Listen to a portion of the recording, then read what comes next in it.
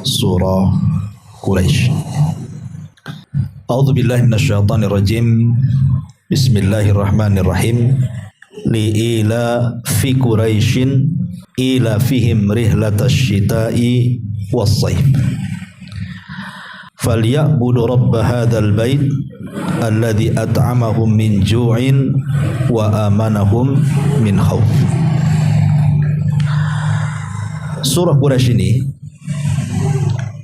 ada erat kaitan dengan suratul Fil, surah yang sudah kita bahas minggu lalu, di mana ketika Allah Subhanahu wa taala menghancurkan Abrahatul Asram yang membawa pasukan gajah yang sangat kuat untuk menghancurkan Ka'bah, maka Allah Subhanahu wa taala azab Abraha itu dengan cara wa arsala alaihim tayran ababil. Allah kirim burung-burung laut yang bernama ababil, kemudian menghancurkan mereka semuanya, dan tidak ada satu jiwa pun kecuali dibinasakan. Dan itu al-jaza min jinsil amal, ya, namanya balasan itu sesuai dengan pekerjaannya. Dia hendak menghancurkan Ka'bah, akhirnya Allah hancurkan dia.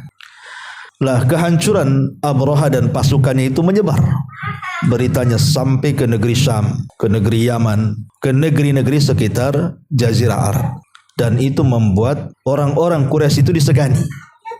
Pokoknya orang-orang Quraisy itu kalau keluar berdagang, kemudian mereka mengaku bahwa mereka dari Quraisy, di perjalanan selama mereka berdagang baik ngarah ke Yaman ataupun ke Syam, itu tidak ada yang bisa untuk mencegah mereka, karena mereka ketakutan masalahnya. Kalau mengganggu orang-orang Quraisy itu takut nasibnya sama dengan Abraha, akan datang burung yang melindungi mereka. Itulah keyakinan orang-orang di luar daripada Quraisy. Makanya orang-orang Quraisy itu melenggang mereka kemana saja mereka aman, sehingga kemudian mereka diberikan rizki yang merimpah luas. Tidak ada perampok di padang pasir pun tidak berani untuk mencegah orang-orang Quraisy itu, karena mitos tadi, kalau mengganggu saja akan datang burung ababil. Makanya dari sini Allah Subhanahu wa taala katakan li'ila fi Quraisyin, karena kebiasaan orang-orang Quraisy itu.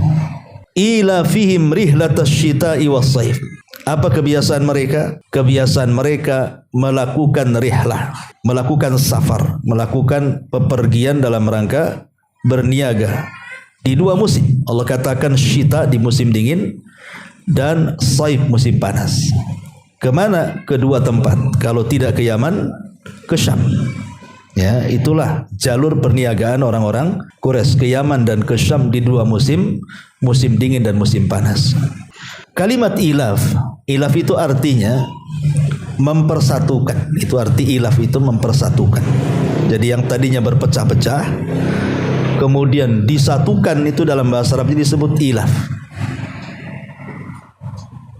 Adapun Quraisy ini nama lain daripada kakek buyut Rasul, namanya Qusay. Jadi di antara kakek buyut Rasul yang keberapa itu ada namanya Qusay. Lah Qusay inilah yang kemudian mempersatukan kabilah Quraisy yang terpecah belah kala itu, dipersatukan oleh orang namanya Qusay. Dan Qusay itu salah satu kakek buyut Nabi sallallahu alaihi wasallam yang kemudian disebut Quraisy. Makanya nanti kabilah itu dinasabkan kepada kakek buyut Rasul namanya Qusay atau disebut dengan Quraisy, maka kabilahnya disebut kabilah Quraisy, ya. Dan suku Quraisy ini banyak kabilah-kabilah kecil di bawahnya. Tetapi yang ingin dibahas dalam surah Quraisy ini adalah cerita tentang kebiasaan bangsa Quraisy. Apa kebiasaan mereka? Suka berniaga, ya. Antum harus pahami bahwa bisnis orang-orang Quraisy dengan orang-orang Madinah itu beda. Jadi orang-orang Mekah dengan orang Madinah itu beda penghasilan mereka untuk mencari kekayaan itu. Kalau orang-orang Mekah, secara khusus orang-orang Quraisy itu, mereka memang terbiasa dengan dunia perniagaan. Jadi dunia perniagaan itu sudah mengakar dan mendarah daging bagi bangsa Quraisy itu atau orang-orang Mekah sampai ke anak-anak mereka, ditanamkan bisnis bagaimana cara berniaga. Tapi orang Madinah berbeda. Orang Madinah itu yang suka jualan atau suka dagang itu hanya orang-orang Yahudi saja. Tapi orang-orang musyriknya yang kemudian menjadi cikal bakal orang Ansor itu mereka para petani rata-rata. Karena Madinah itu negerinya subur.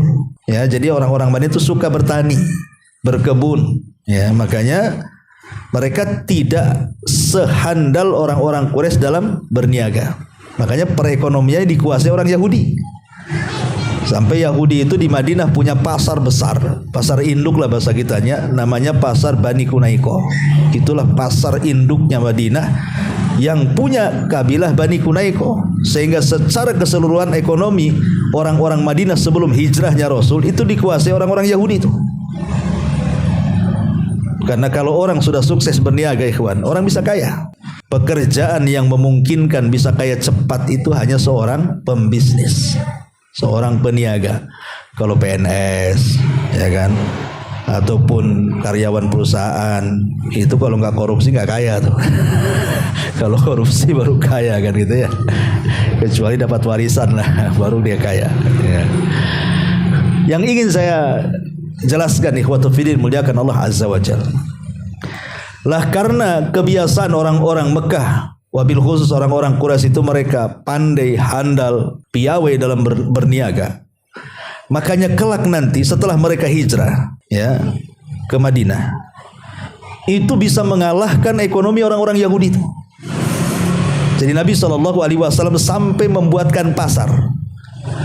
Pasar itu hanya bergandengan dengan pasarnya orang Yahudi itu. Kayak sekarang lah ada Indomaret, Alfamart kan itu ya. Ya pasti itu gandeng-gandeng gitu kayak. Jadi Nabi SAW itu membuat pasar persis di sampingnya pasar Bani Kunaiko. Itu pasar besar. Kemudian Nabi SAW memainkan jurus dagangnya di situ.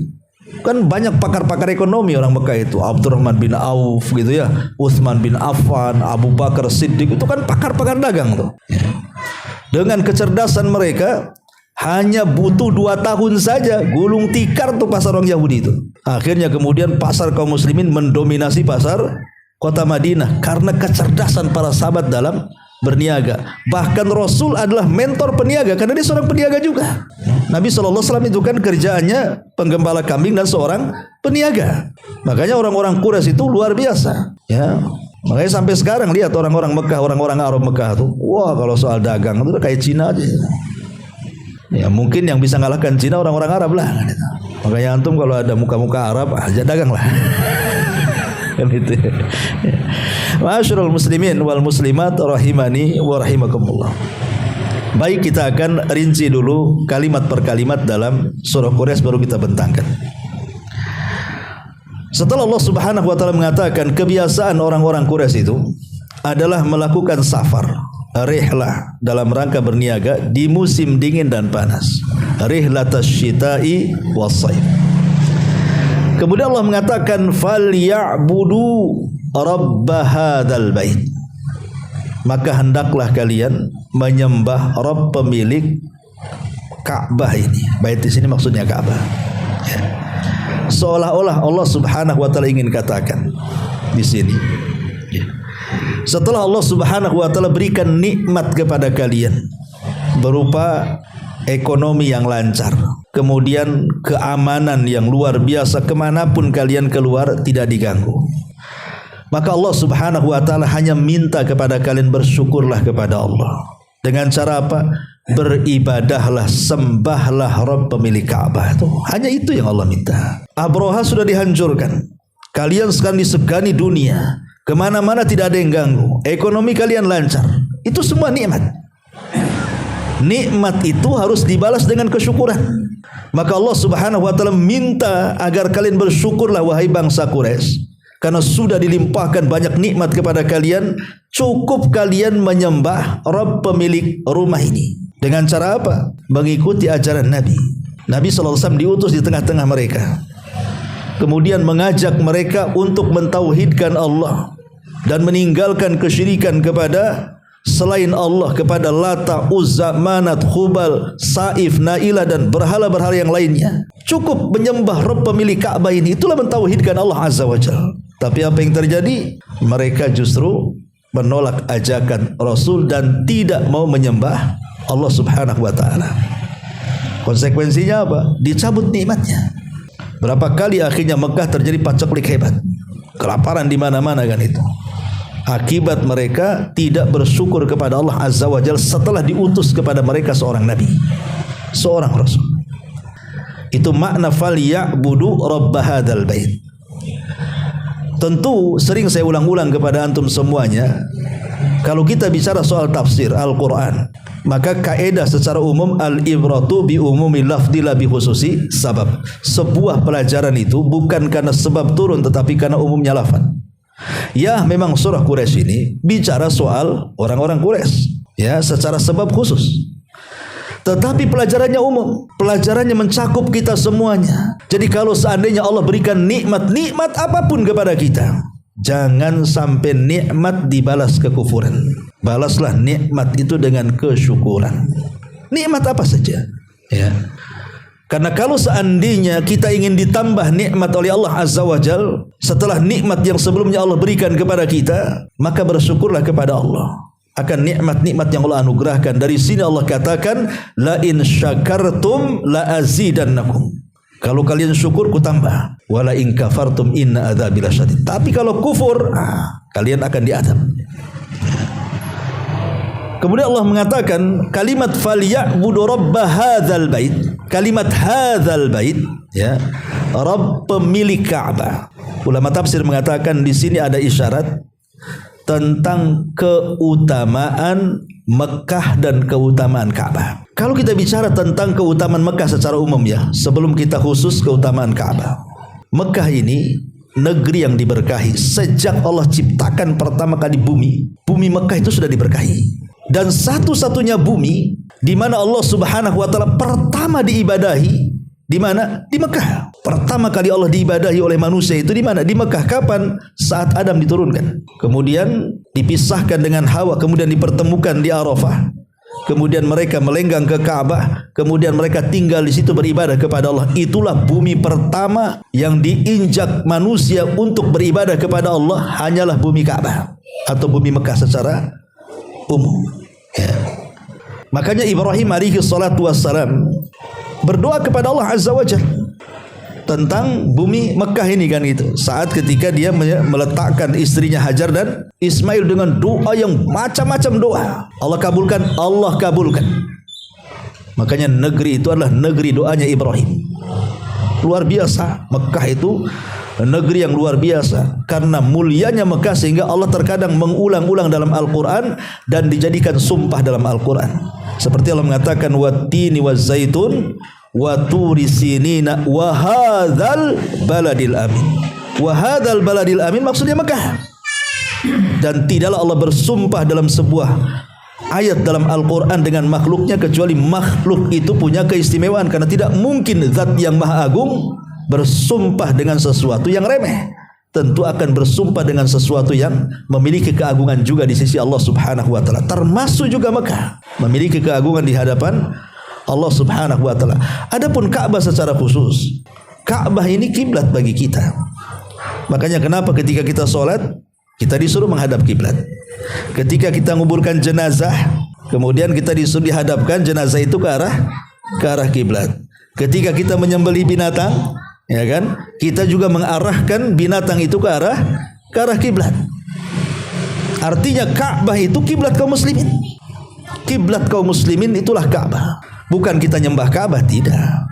Itu hanya sekedar dijadikan kiblat saja untuk wihdatul Islam, mempersatukan orang Islam dimanapun berada.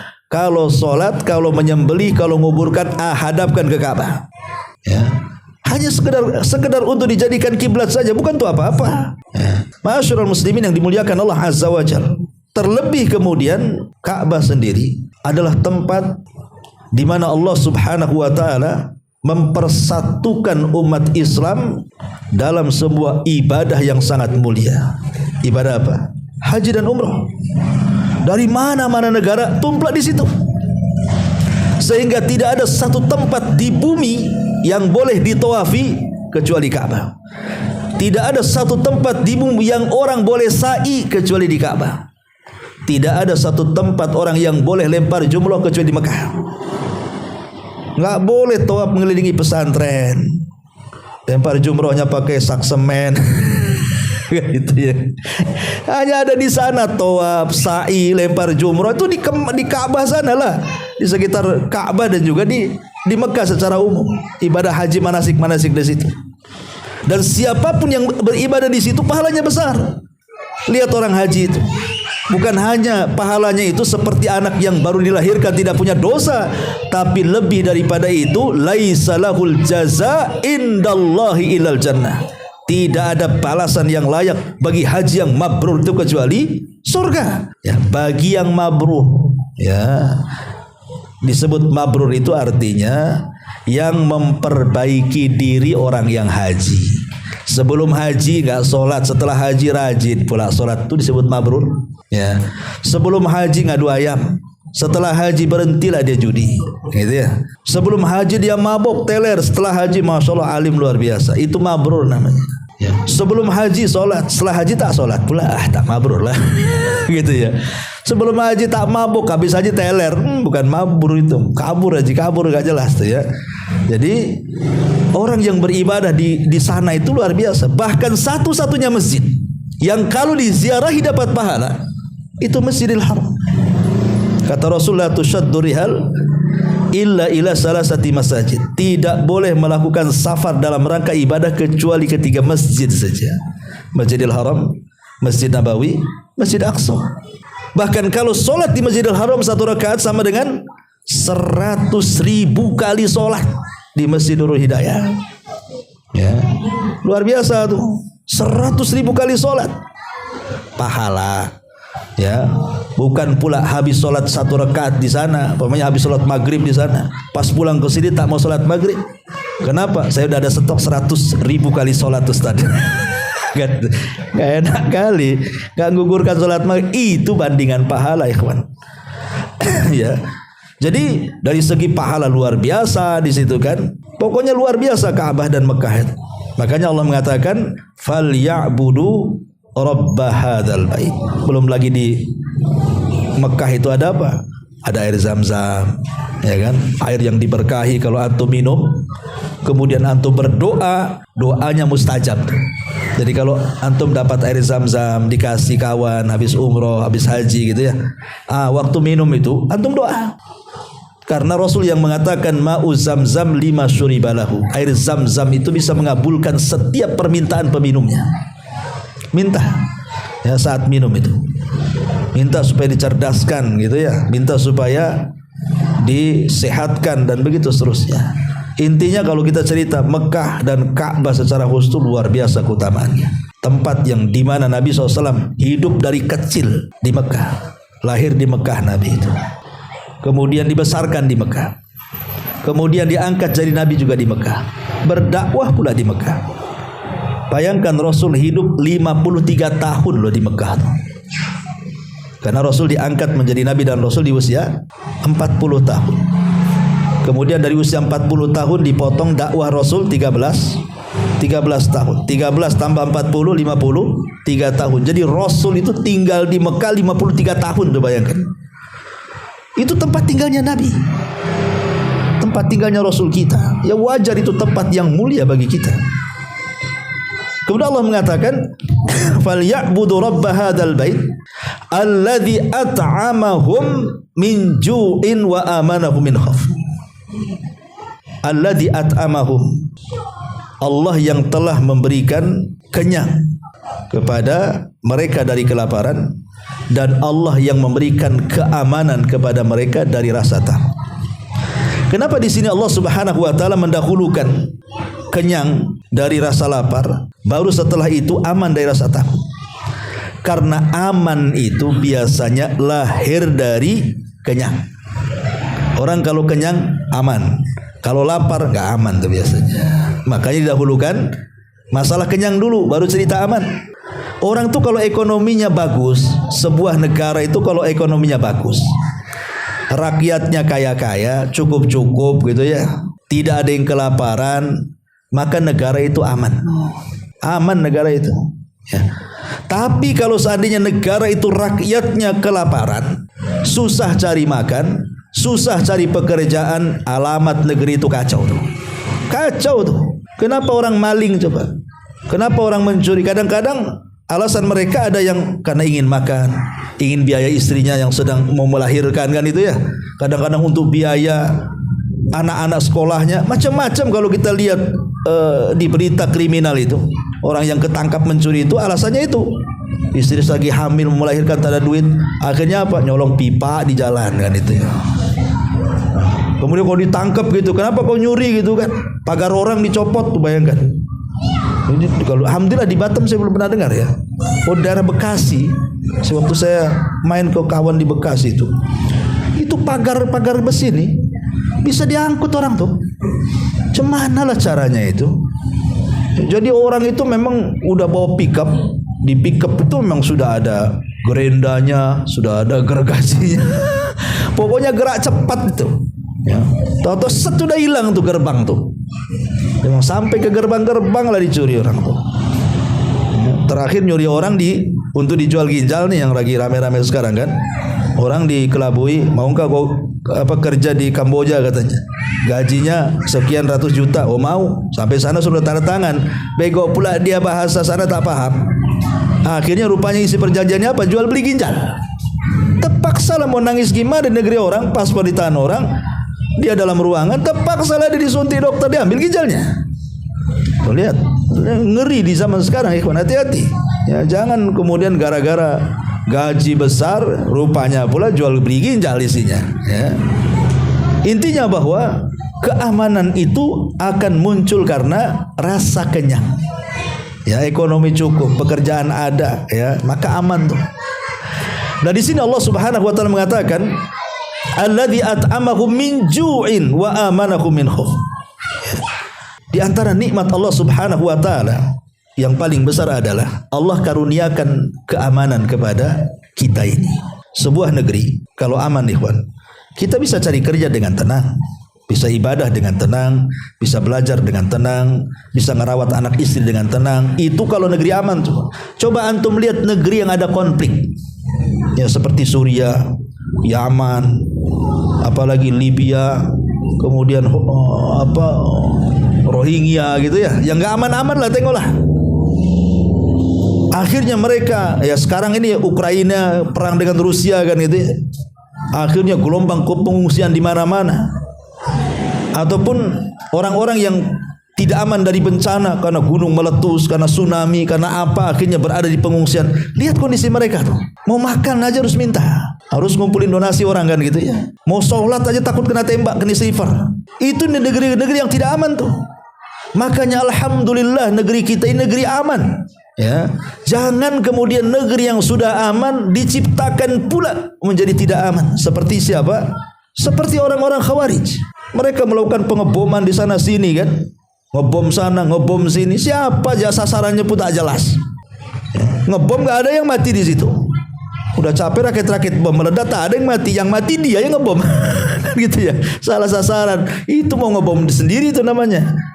Ini kan menciptakan ketidakaman. Akhirnya investor mau masuk ke negeri kita jadi takut. Akhirnya banyak pengangguran di mana-mana. Ya, pokoknya kalau negeri sudah tidak aman itu tidak akan nyaman orang hidup di situ. Makanya kenapa nikmat aman itu nikmat yang sangat besar yang harus kita syukuri di negeri kita ini. Jangan kacaukan keamanan itu. Ini sekarang mau tahun-tahun politik nih, ya kan? Tak khawatir nih. Kadang-kadang aneh di negeri kita ini.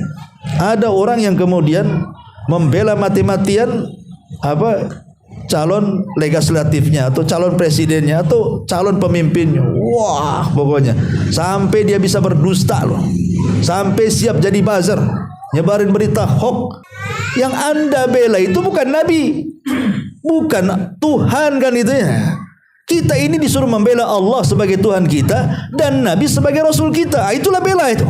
Bela agama. Betul tuh kalau kita fanatik dengan Quran dengan sunnah, betul. Ini fanatik sama orang yang tidak masuk.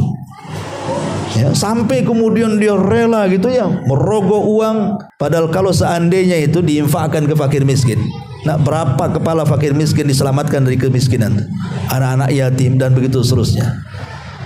Ya, makanya kalau sudah pohon politik itu antum hati-hati. Ya, jangan disibukkan dengan medsos. Ya, kalaupun disibukkan dengan medsos, ngaji aja lah, baca Quran kan itu. Doakan saja dapat pemimpin yang baik. Ya.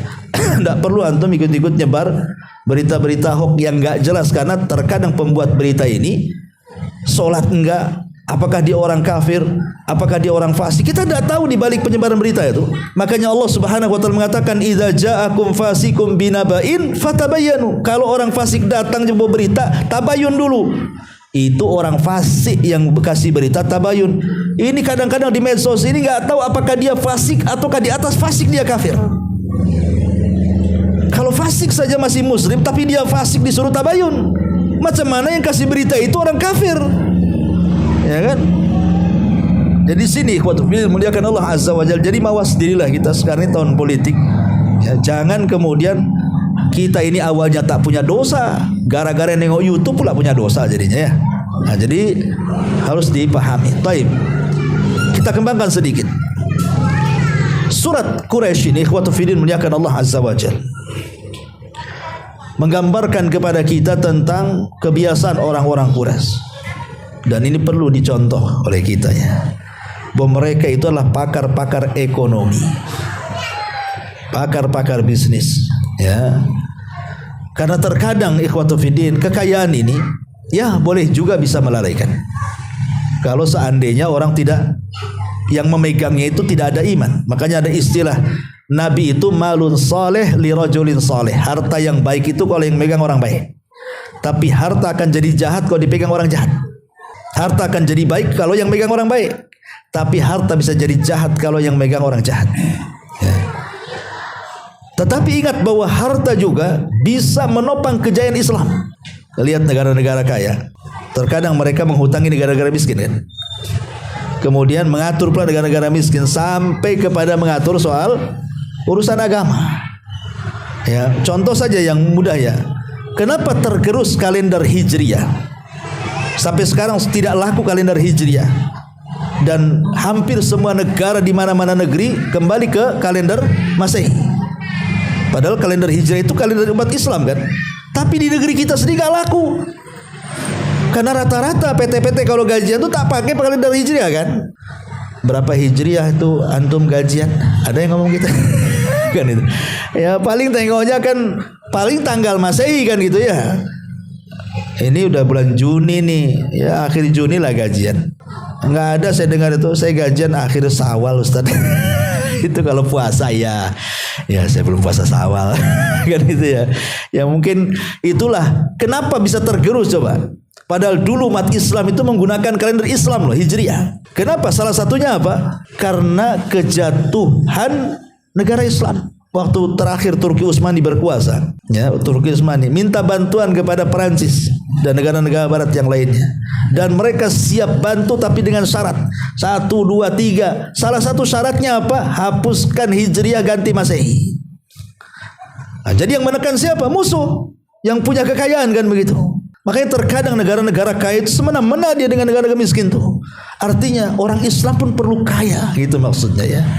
Orang Islam tuh perlu kaya, tetapi kekayaan di sini maksudnya untuk Islam, ya, bukan kekayaan untuk memperkaya diri sendiri. Tidak, maksudnya kekayaan untuk membangkitkan umat Islam. Karena 10 sahabat yang dijanjikan masuk surga itu semua orang kaya. Abu Bakar orang kaya, Utsman orang kaya, Abdurrahman bin Auf orang kaya, Sa'ad bin Abi Waqqas orang kaya. Orang kaya semua, ya, orang-orang yang dekat dengan Nabi SAW dengan kekayaannya menopang dakwah Nabi SAW. Nah, jadi lah salah satu kunci kekayaan itu diajarkan dalam surah Quraisy apa? Berniaga. Karena 99 rizki Allah itu ada di perniagaan. Kalau kita ingin cepat kaya, jadi peniaga. Karena peniaga ini orang merdeka, nggak ada yang ngatur kecuali dirinya sendiri. Tapi kalau kita masih jadi karyawan, masih kerja di pabrik, kerja di ini ya nah kita namanya karyawan kan? Ya kita berarti kerja sama orang. Kalau kerja sama orang yang nurut aturan kan begitu. Masuk jam sekian, keluar jam sekian. Kalau pedagang nggak mana peduli. Ya, coba lihat orang-orang jual cincau, itu kan, cincau atau jual apa gitu yang keliling, kan suka-suka dia kan. Ada CCS-nya, pulang dia tidur. Ya. Dari sini menunjukkan bahwa rahasia kekayaan itu ada dalam dunia perniagaan, perdagangan. Dan Nabi SAW sudah mencontohkan bagaimana menjadi pedagang yang baik dan jujur itu, dan bisa mendongkrak ekonomi kaum muslimin di Madinah sehingga hancur lebur ekonomi orang-orang Yahudi itu. Hanya 2 tahun Rasul mempraktekkan itu. Hanya 2 tahun. Bagaimana coba? Orang-orang Yahudi ini di pasar-pasar mereka ada transaksi riba, ada transaksi mengurang-urang takaran, timbangan dan meteran. Ya, sumpah-sumpah palsu, macam-macam. Ya, maka Rasul ingin membuat pasar Islam dan peraturan Islam ada di pasar itu. Dengan cara apa? Tidak menentukan setan masing-masing. Siapa yang datang itu yang dapat duluan. Enggak ada kapling-kaplingan. Ini kapling saya, kamu baru datang. Ya, kamu lapor dulu. Enggak ada. Siapa yang datang duluan, dia berhak dengan kapling pasarnya. Yang kedua, tidak ada pajak. Sekarang kan pasar kaget aja ada pajak kan? Berapa kacis kan? Ya. Nggak ada pajak. Ya, siapa yang datang duluan dia boleh tinggal di situ. Yang kedua, tak ada pajak. Kemudian yang ketiga, kata Nabi SAW, diajari rahimallahu rajulan samhan idza ba' wa samhan idza ishtara. Semoga Allah merahmati seseorang yang kalau dia menjadi pedagang, dia pembeli atau penjual, dua-duanya samhan, memudahkan. Pembeli memudahkan penjual, penjual memudahkan pembeli. Penjual beli, ada kembalilah 1.000-2.000 perak. Ambil. Mudah kan? Ini uang 100, uang merah. Ya, kembalinya 2.000. Ditunggu sampai penjual ini keliling pasar tuh cari susuan tuh. 1 jam baru dapat tuh. Bayangkan 1 jam ngelayani pelanggan dapat berapa tuh? Gara-gara 2.000 antum dia disusahkan satu pasar, coba cari kembalian tuh. Itu ndak samhan namanya. Penjual beli sekilo bang, kasih sekilo, tambah berapa wan? Dia ndak tahu itu namanya shadaqatus sir. Ya, kita ini jual mangga, jual jeruk, jual apa? Udah jelas timbangnya sekilo, dia lagi lengah nih, kasih sedikit, sekilo lebih. Dia ndak tahu. Itu namanya shadaqatus sir, sedekah rahasia yang tahu penjual dengan Allah saja. Dan itulah berkahnya di situ tuh. Mana qasamin malis sadaqah, tidak akan berkurang harta yang disedekahkan. Justru disitulah akhirnya pedagang itu jadi naik kan begitu. Kenapa? Di balik berniaga dengan manusia, dia sedang berniaga dengan Allah. Itu maksudnya. Ketika kita tidak dapat keuntungan dengan manusia, ambil keuntungan dari langit. Sedekah. Ya. Baik penjual, ini kembali 2.000 gimana? Ambil. Sedekah 2.000. Jinjing barang belian itu ke rumah, berkah tuh barangnya. Yang penjual juga sama. Orang lagi lengah pembelinya, masukkan seon. Berkah tuh jualannya tuh. Ini enggak. Ketika lengah, kurangi jeruknya. 1 kilo kurang seon pula kan. Karena tengok, pas kan 1 kilo kan. Ya nunggu, pas lengah diambil gitu. Ya kan dia pikir sampai rumah nggak mungkin orang beli buah-buahan ditimbang lagi di rumah kan. Di rumahnya pun tak ada timbangan, pasti langsung makan. Ya. Jangan seperti itu. Karena biasanya nih orang-orang yang curang dalam dagang itu, dalam pikiran mereka kalau curang dapat untung, kalau tak curang untungnya sedikit. Nah gitu ya biasanya kan. Kenapa orang bisa curang? Karena dalam pikiran kita supaya untungnya banyak. Salah sebenarnya. Anda mau curang seberapa apapun tidak akan menambah rizki. Dan Anda sedekah juga tidak mengurangi rizki. Curang tidak menambah rizki, sedekah tidak mengurangi rizki, karena semua sudah takdir. Sehebat apapun Anda curang, kalau takdirnya memang 1/50, itu yang dia dapat. Memang sudah ditakdirkan dapat segitu, cuman caranya haram. Kau tidak sabar aja, ya. Coba kau sabar, segitu itu dapatnya dengan cara halal, berkah lagi kan begitu. Karena tidak sabar, segitu dapatnya dengan cara haram, tak berkah pula hartanya. Inilah yang kemudian yang harus dipahami bahwa ya, Nabi mengajarkan sistem dunia perdagangan. Ya. Karena Nabi itu kan harus komplit karena dia adalah qudwah kan. Dia contoh bagi kita. Apapun yang ada pada diri kita ada pada diri Nabi. Musibah seberat sekecil apapun pada diri kita, Nabi pernah merasakan semuanya. Kita miskin, Nabi pernah miskin. Kita meninggal anak-anak kita, anak-anak Nabi meninggal juga. Kita yatim, Nabi yatim. Ya. Kita diganggu dakwahnya, Nabi lebih parah lagi diganggu dakwahnya. Coba sebutkan kesusahan kita. Ada semua pada Nabi. Makanya wajar kalau Nabi itu disebut qudwah gitu ya. Ya, Anda sebagai pemimpin, dia pemimpin, contoh kepemimpinan Nabi. Anda seorang pedagang, Nabi juga pedagang, contoh. Ya, bagaimana Rasul berniaga. Gitu maksudnya. Nah ini surah Quraisy ini secara global adalah bicara tentang kebiasaan orang-orang Quraisy dan dorongan untuk bersyukur setiap nikmat yang Allah anugerahkan kepada kita. Wallahu a'lam bishawab.